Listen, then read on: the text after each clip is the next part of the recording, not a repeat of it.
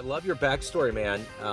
As an entrepreneur and a marketer and an investor, I want to begin our conversation with 4 years ago, we were wrapping our heads around this global pandemic. And I know it was more hardcore in Canada than it was anywhere else.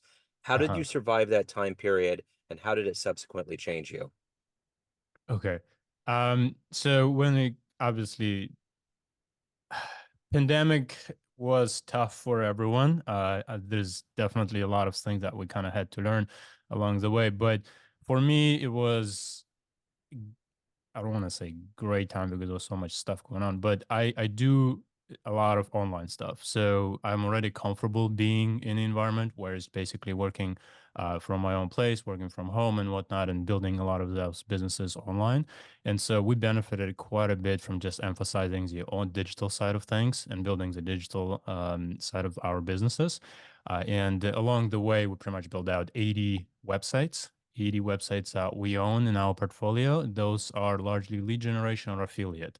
Right. So we took advantage of the fact that a lot of the stuff kind of became more, went more online, and there was just a lot more activity there. And that definitely benefited us quite a bit in that regard. Now, when it comes to businesses, yeah, we had some of our more traditional businesses like health and wellness that relied heavily on external kind of being in a physical location at client side and whatnot. Those businesses we moved online as well and just picked up a new revenue stream essentially from that. And that opened up quite a bit of opportunity for us to, just continue with online on top of once everything opened up. On top of that, kind of going back to office if someone is having, whatever events that they need to, like in regards to health and wellness. So we pivoted. We pivot a lot. I mean, I think I don't want to go too much into my background, but being an immigrant, first generation immigrant, you always pivot.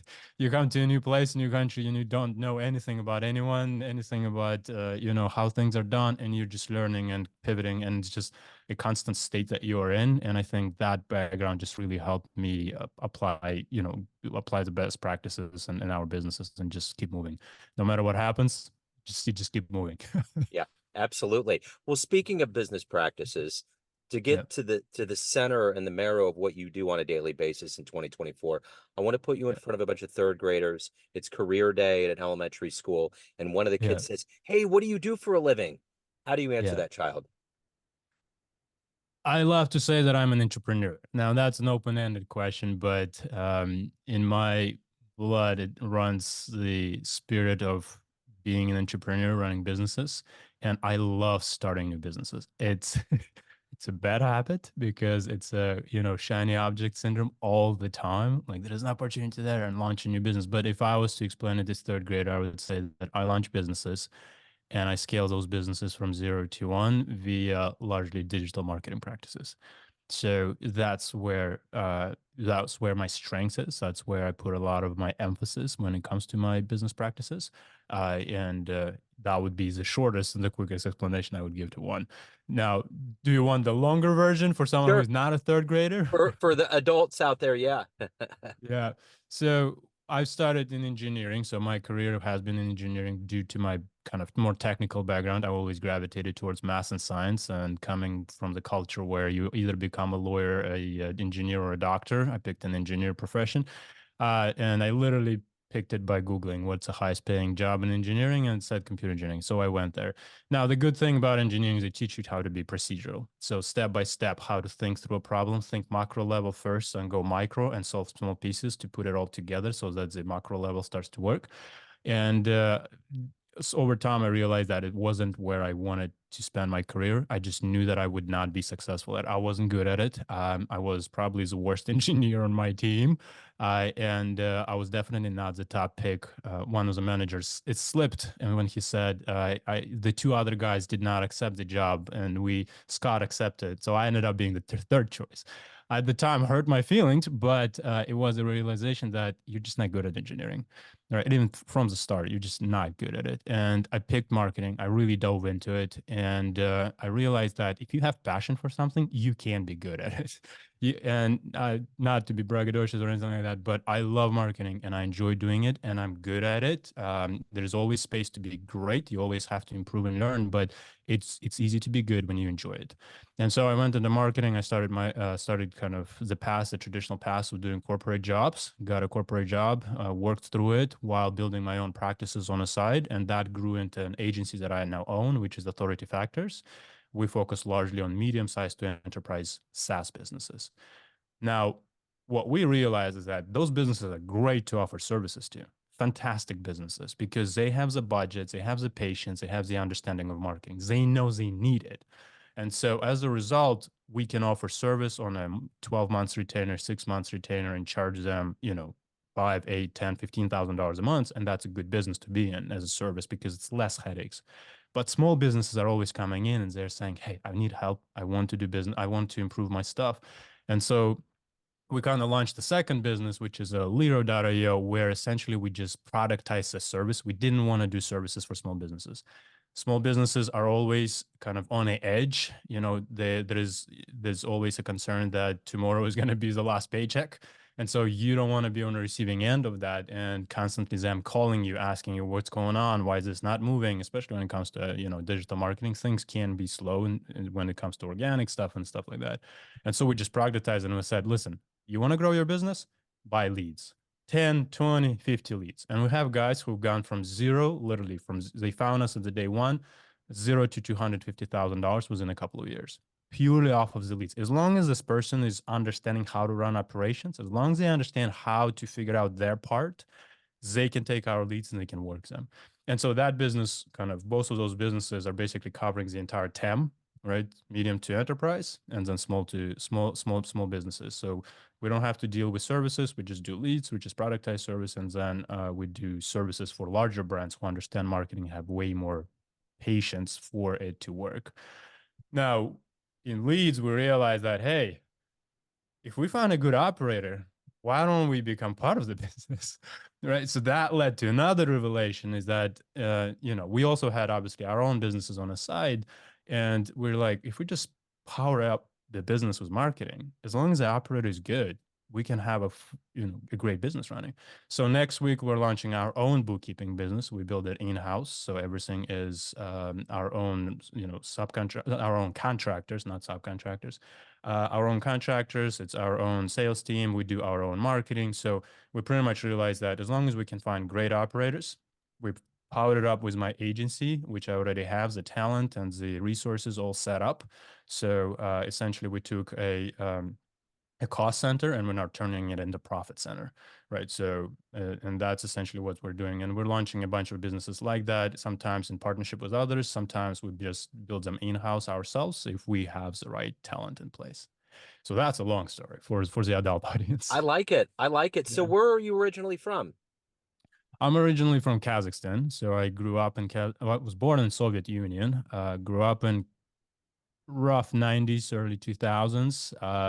It wasn't easy times for my parents, especially. And then when I was 18, I left and I went to Michigan first. And then from Michigan, I made my way to Canada and I moved around Canada quite a bit in the last 15, 16 years. So was that kind of something that you were always hoping was to get out and get into, either America or Canada, a place that would be a little bit, I don't know, I guess there's a level of entrepreneurship that is expansive that you want to get to, was that always kind of a dream to get into that in a new No, location? No? no, I wasn't the kid who would sell lemon juice. I wasn't the kid who would figure out new ways to make money. My parents were in their own business. So a little bit of a history around 90s when Soviet Union fell apart. Essentially, there was no real structure for people to kind of go and get a cushy government jobs. It just didn't exist. Corruption, bureaucracy all over the place. And so a lot of people started their own businesses, small shops, and that's what my parents did. They started a small shop. They got burned a couple times. They got backstabbed. And the lesson that I learned is that don't go into business. It's painful. So if you could think of the worst inspiration you could have, is that growing up in the 90s and seeing your parents struggling with the businesses and kind of just figuring out every way to squeeze every dollars worth money wherever you can. That's what I grew up with. And the message that I got was get a good job and work for someone else. And so the intention was never to go into the West. It was primarily the goal was I was preparing to go to Moscow State University. So it's kind of was considered to be the best university in post-Soviet territories. And but it was around technical field. So anything around engineering, cybernetics, perhaps. Right. So that's what I was preparing for. But then in the last year was just exchange program that was affordable, not too expensive. It was exchange family that you would go and live with. So a little bit of a kind of a bridge to the West. And we took a chance, literally took a chance with it. Ended up in Michigan. And from there, like I said, I Googled best career that pays the most. And it was engineering. Went and got myself a degree in Canada for engineering and slowly realized it wasn't it for me. So, but I had a knack for it. I think my parents, even though they didn't want to make me like business, they did something along the way where you just grow up around people who are independent. Parents did not want to take anything from anyone. They wanted to do it themselves, and it rubbed off. And essentially, that's what happened to me. Is that I realized that yeah, this I can't work for some. I'm unemployable. I can't take someone else's authority. Unless they're client and they're paying me good money, then by all means, it's their business. But working for someone else was just difficult, very difficult for me all the way through. So who's been a hero and inspiration for you? Parents, obviously, the first choice. I would say that the hard work that they've put in during our childhood, definitely big inspiration there, and just good or bad, things had to be done the ways they were done. So that's an inspiration. There are obviously folks that I look up to, let's say, that I know nothing about you from YouTube and from business environment, but Steve Jobs, when it comes to marketing and creativity, he did not necessarily have to be someone who is a great engineer. He realized that there is a lot of potential in others, and you just had to tap into it. And under extreme environments, they would flourish, right? So that's something that I always found inspirational. Other folks and that I learned a lot from, like Alex Ramosi, right? Folks like that pretty much shares the knowledge freely, and something that I can see that they actually have practical experience and then they talk about it. It's never, oh, I just learned from something from someone else and then I spin it and put it out there. That would be kind of where my inspirations come. But parents would be the biggest, yeah, inspiration. So if you could meet one person alive on the planet right now that you find fascinating, who would you love to meet and talk to? Uh, it would probably be Alex Ramosi, Warren Buffett. Yeah. Yeah, I would. But Warren Buffett primarily around traditional business mindset, I think, how he thinks about investment, how he thinks long term. Alex Ramosi primarily around brand and building a business that's in modern day, right? He just seems to really focus on practical elements and learning from practice. I really like that. So I would say those two would be in the top of the list. So what is your motivation as an entrepreneur? What gets you up every day? What motivates you to not only help your clients, but to grow as a human being? Curiosity. So I'm very curious. I consume probably 4 or 5 hours of podcasts every day. Walking dogs, I listen to podcasts. Driving my son to daycare, I listen to podcasts. So the curiosity is a big factor in everything that I do. It really helps client work because if you're not curious, you can't innovate, and so that's a mandatory. Curiosity around entrepreneurship. I'm always interested to see what the new opportunities are. A lot of folks, a lot of successful business owners do give advice that you should focus on one thing and make that thing big. I do 100% agree with that. What I focus on is always just marketing, right? But it doesn't matter if it's marketing in the small business and another business or it's always marketing. That's what I always focus on. And so, yeah, I really, really like to consume as much information as I can, learning from others and then applying that knowledge to practice. So I would say that would be kind of my daily thing that I just focus on all the time. So, of all of the clients that you've helped, what's one of your favorite client success stories? Well, there are many. So we worked with finance client, a finance SaaS company. I think we had a growth of 850% year over year in traffic, and that was really, really great experience just getting those types of results. But it really huge kudos to clients who are willing to take risks and invest into something like that. There is definitely an investment. It was at least a couple $100,000 that had to be invested. uh, Other favorite clients I have are the ones who stay with us the longest because they believe that, let's say, we largely offer SEO for SaaS, so SEO takes time, right? And they stick around, and the conversations when you go on weekly calls with those clients, conversations are never about just what we do as like a service to them, like, hey Scott, tell us what you executed on, but it's more like we talk about their business, right? How are the conversions? How is the revenue? How is the, how's the types of the leads that they're getting? Those types of clients are the most interesting, and the ones that I favor the most is the ones that we are on very personal relationship with, where we just talk about business largely, and how our service can impact the entire business rather than what tasks did you complete today. Yeah. So, of all of the things that you've done in your life up to this point, what are you the proudest of? uh, Well, I have 3-year-old son. Incredibly proud of the last 3 years. Yeah, I'm not yet sure what the obviously the outcome will be as he grows up, but I think we've done fantastic job with him. Not to brag. We're really proud of what we've been able to give him so far. Take care of him. I think as a parent is just the most rewarding thing to be a parent, in my opinion, at this point in my life. So that would be the most proud thing that I have. Love him to pieces, and it's we I being an engineer, I kind of always approach it as, if I say something to him, what is going to be the impact 10 years down the line? Yeah. So that type of approach is basically we try to reinforce belief in him in terms of confidence, right? Doesn't matter what other people say. Yesterday, surprisingly, he said to me that someone said he's not funny, and I was like, doesn't matter what that person said. Do you think you're funny, right? We take his paintings, like you know how kids come from school and they give you a paintings, and then like you say, this is great, and then it goes into shoebox. We took all of those and we've hanged them all over the living room, so our walls are covered in his paintings, and the message there is that, son, we're proud of what you're doing. Keep doing Yeah. it, right? It might not be the best painting in a class, but he knows that parents are proud, and that's the message. So we do things like that, and I think so far we've been good at it, and I haven't missed milestones yet. Seen him walking first time, seen him speaking first time, been there. So I'm hoping to continue on that track. So that's the most proud thing I've done. If Yeah, you're that's asking great, a man. whole in your life, yeah. Yeah, yeah, that's cool. So, you have to give good advice to your clients and lead them in the Yeah. right direction. What's the best advice you've ever gotten? Um, Ooh, that's a deep question. What's the best advice that I've ever gotten?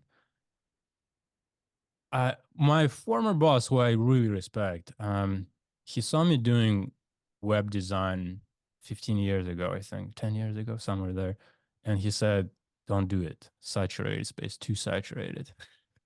And it was the best and the worst advice I ever got because 10 years ago it wasn't saturated at all. And I continued with it. And so I still remember that advice, and kind of keeping in mind that uh, you know, what you think is good for you is what's good for you. Just do it. Right. So it was Yeah. the best advice and the worst in the way that it stuck with me for so long. But he had good intentions, but at the same time, it turned out to be that, hey, Scott, you just do what you need to do, and it led me to where I am today, and I'm happy with what I'm doing right now. So that would be a weird answer, but that's the one that I got, and the one that I made the most of, I think, so far. So, everyone has a perception of you, family, friends, Yeah. clients, but you run the show. What's your perception of you? Who do you think you are? Um, what's my perception of myself? I like honesty, right? So some people that I have in my life, they say that I say truth too much. So I speak truth. I always default to truth as much as I can, just because then you don't. if you lie, eventually will come up. So transparency, honesty, truth are important to me. So that's the way I view myself, in my business. Stubborn for sure. I do. If I believe in something, I'll just keep hammering at it for years until it just works. Um, I'm it can also be a downside is that sometimes you close your mind to other people's advice, and so it takes you way longer to achieve something with, unless if you were just open to someone else's help, for example. But yeah, those would be the kind of the way that I view myself, as transparency, honesty, truth, and quite a bit of stubbornness, just to keep doing what I'm doing. Right on. So, Scott, if anyone wants to hire you, reach out, learn more about you, where's the best place to go? Yeah, you can find me on all of the social media platforms, Scott Gabdullin. You can also go to my website, scottgabdullin.com. And depending on what type of a service that you're looking for, whether you're enterprise, medium-sized business, or a small business, you kind of take your own journey from there, your own adventure. I love it. Scott, thank you, sir. Thank you for your story. Thank you for your passion. Best of luck with everything. Thank you, Joe. It was a Thank you. pleasure. Yes, sir. Take care.